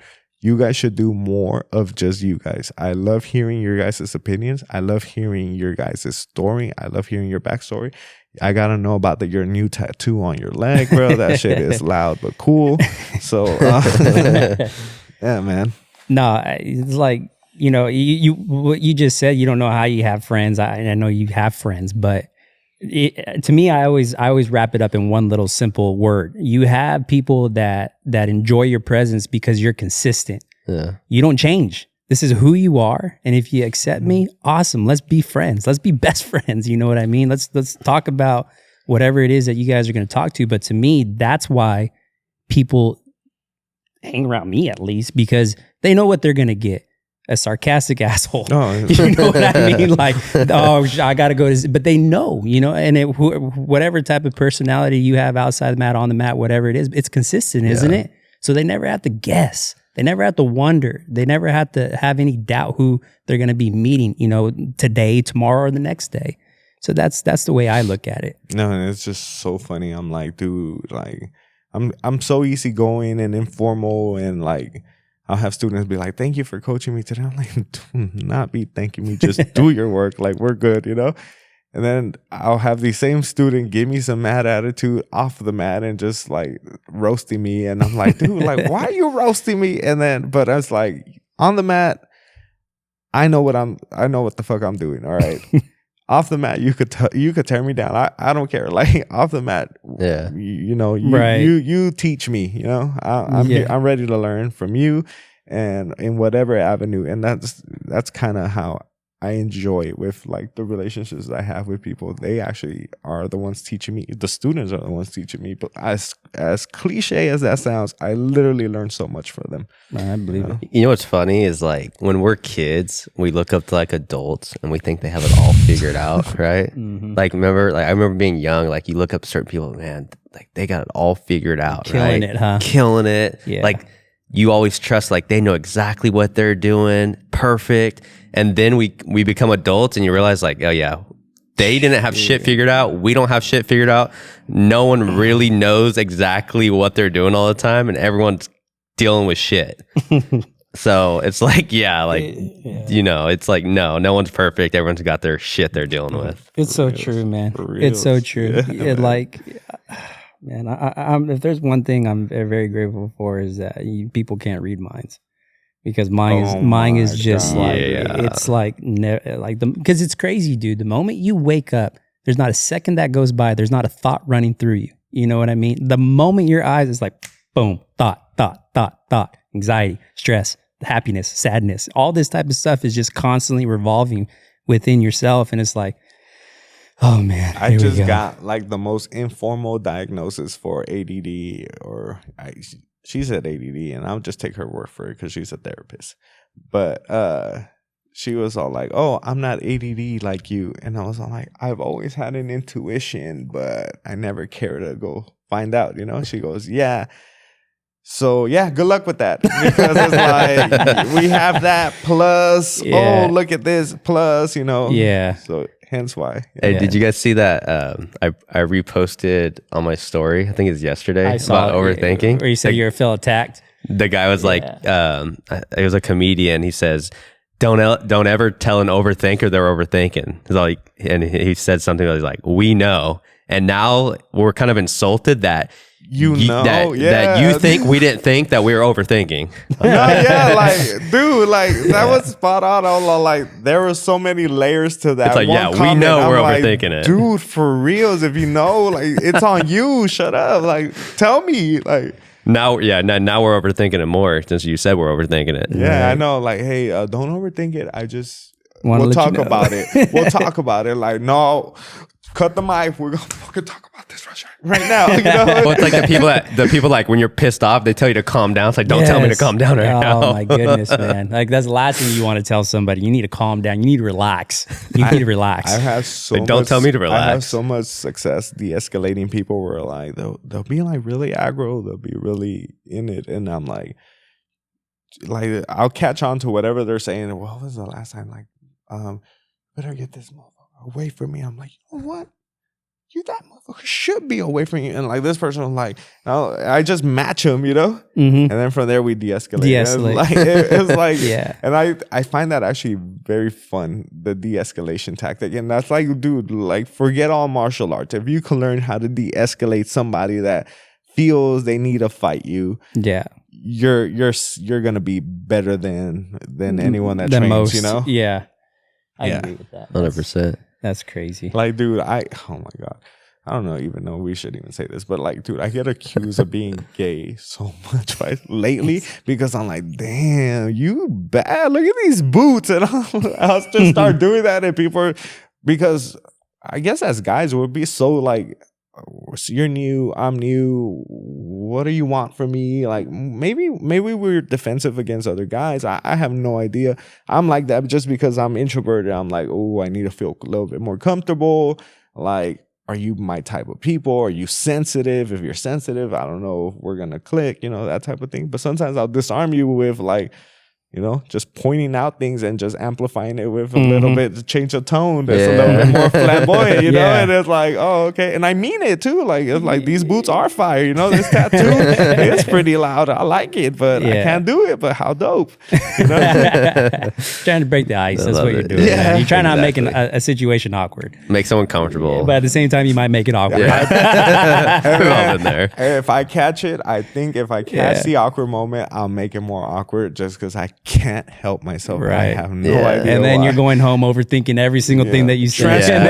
So you really are. Like, okay, we are the same. I fucking transcribed this. I'm like, run the minutes. All right, here we go. Damn, dude, you really said this shit. Oh, and then you're overthinking about something you said to somebody. Like, I wonder what they thought about that. Oh, you guys, like, did they judge me? The next day, you guys are back. Damn, they forgave me. Thank God they're here. You know, like, they probably think I'm the biggest moron ever. They came back today. I'm like, they're spot. I'm like, dude, why are they still here? Like, why are they like?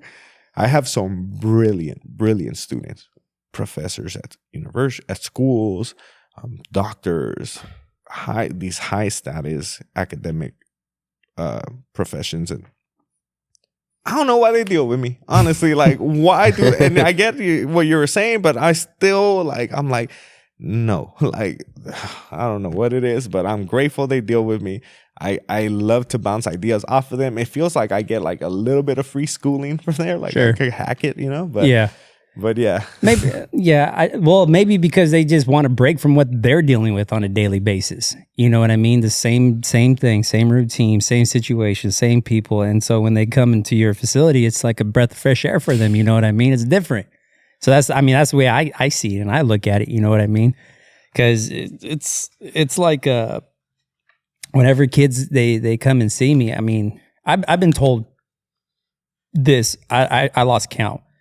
Zach, you're a 40-year-old trapped in a 30-year-old's body, but you act like you're 15 and you're basically 2 of 1. And I'm like, well, should I take that as a compliment or should I be upset about that? And they're just like, no, I'm just pointing it out to you. Okay. That's so weird. I got a similar fucking diagnosis as well.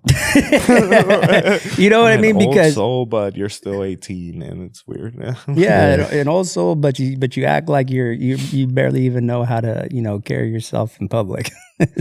So, and I'm like, dude, it's because I get away with stuff. Like, I'm sorry. Like, if somebody would have checked me early, I would have like deviated back onto a more proper, more chivalrous type of tone, but since somebody let me roast them long enough and they didn't do nothing about it, I'll just keep roasting you. Like, I'm sorry. It works though, man. Like I said, you got something that's working for you. You know what I mean? And correct me if I'm wrong, but I see it going nothing but up. You know what I mean? Like God willing, it goes nothing but up. Yeah, right. Just on that, like, I don't care for me being like anything. The students and everything. I don't want people going for me because of me. I'm not. It's not to make it so like exaggerated, but idol worship is a thing, and that shouldn't be your coaches. You know, if anything, you're better off, finding ideals to follow and gravitate towards, but not towards an idol. Ideals over idols, I feel, is like the theme here, and I would rather better myself as well. So like in terms of personality, I know I'm rough around the edges, and I know how I could probably work things better. But then I hope too, like right now you said, it does go nothing but up, whether I'm there or not. Hopefully, because as long as I could contribute on my end on the coaching, I don't mind being on the back end or more detached. But not, and I think you know what it's like. They need you. They need you. Like they don't need just your training session. They need that extra 5 minutes after chopping it up with you, And if we could kind of manage that, cool, because sometimes it's difficult, like you don't want to I don't want to let them down anymore just because my personality is being funny or a certain thing. And I catch myself, I have so many like good students, and I hear them repeat my language patterns. Like they'll say a phrase I'll use or something. I'm like, oh no. And I'm like talking to a person. I'm like, I'm so sorry. Like I'm so sorry they just said that. Cause I used to tell,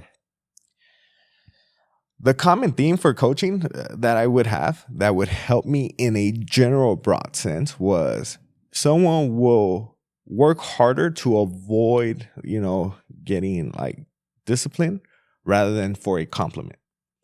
So that alone allowed me to be like, see a technique and be like, that is gross.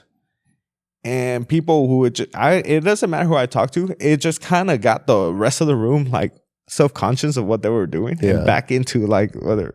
So when I was hearing a kid say it to another kid, I'm like, oh no, like, and it doesn't even come off the same. It doesn't come off like, sarcastic or nothing. It just came out as like, you are on conflict, It's like, oh no, please don't. That doesn't, my bad. Like parents, they're like, no, they just got it from you. I'm like, no, like we got to fix that.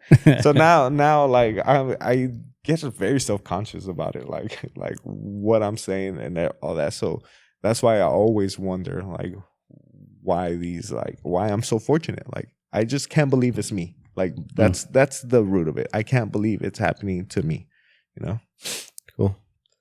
That okay. Yeah. I mean, so where can people follow you that don't necessarily already follow your Instagrams, all your social medias? I am on Elite Team Porterville on Instagram and Facebook, and I am under Mauricio Mejia on Instagram. That's my personal account. You guys can message me about whatever. I post a lot of funny memes just because I don't like posting myself. Honestly, I want someone to hop on social media and just talk a little bit of shit to me, and like let's have that. Let's roast each other, let's connect that way. You find a lot of that on Twitter. Oh, do you? I think really? I don't have Twitter. I just got a Twitter the other day. I don't, but people get after each other on there. Really? Yeah. Well, there you go, man. Twitter's dark. That's why you came to this podcast to hear that right there. Yeah, right. Twitter's dark. No, Twitter gets crazy. I know how Twitter is, but I've had like nothing but like positive. Some people, but people attract, stuff. I've connected with like some of my favorite authors on Twitter. I connected with some coaches. I connected with professors that I admire from afar. Like you'll find what you're looking for, basically. You know what I'm saying? Yeah. Twitter. Damn, what the hell are you looking for, bro? No, I'm just saying. I see like celebrities will get into little beefs on Twitter and start talking shit to each other. Bro, athletes, wouldn't that be nice though? All these basketball players be going at it on Twitter. It's funny. Hey, bro, who's Building Off Success gonna who's Main Street Athletics Main Athletics gonna get on beef with? Let's get on beef with somebody, you know? We don't want no beef. It might help, you know? What is it? We'll start with beef with the elite team. Yeah, let's do it, dude. Hey, after the podcast, let's get this shit started. All right, cool. Hey guys, sincerely, it's a pleasure. Thank you being around you guys. Thanks for everything you guys do. Thanks for some of you. Thanks for you coaching some of my students. Thanks for you handling some of my students at school. For sure. Shout out to you guys, the parents. Again, thank you guys for having me. Shout out Porterville and the neighboring areas. These towns are fucking dope. Sorry for cussing. No, I mean, love it. You nailed it right there, man. It's like life's a team effort, man, and it's always nice to know when you got some people on your side that have just similar personalities and mindsets. You know, we don't need to talk, dude. The moment you need like anything, you fucking reach out. YouTube lane, like we ain't even that close, and I know you guys have hundreds of people ready to lift arms for you guys. You guys reach out for whenever you guys could have a key to the gym, and you guys could go hide out whenever someone's looking for you, because I know I know y'all being looked by somebody every single time. So yeah, you guys have me, whatever you guys need. For sure, man. Appreciate that, dude. Yeah, appreciate you, man. Thank you for making the time to come down and chit chat with us, man. Thank you for sharing the stories, sharing the knowledge, sharing the laughs, all this type of stuff, man. So just to recap it, man, Porterville, come find him, man. He's the real deal. Parents, students, everybody, go knocking on his door. You won't regret it. Yeah, 100%. If you are, wanting to get yourself, your child into jiu-jitsu or kickboxing, or, learn some self-defense stuff, check out Mauricio with the elite team. Best in the business, best in the area, best in the valley. Come find him. Appreciate that. Thank you. Thank you, guys. Means Sweet, a lot man. from you guys. Thank you. Yeah, we might have to do it again, because I know there's a lot of stuff we didn't get to, but cool, man. Yeah, we don't want to put a 4-hour Jocko podcast out, because no one might listen. Right. Yeah. Shoot. All right, sure. thank you. All right. Appreciate Peace out, it. Porterville. See ya. See you guys. Cool. Woo.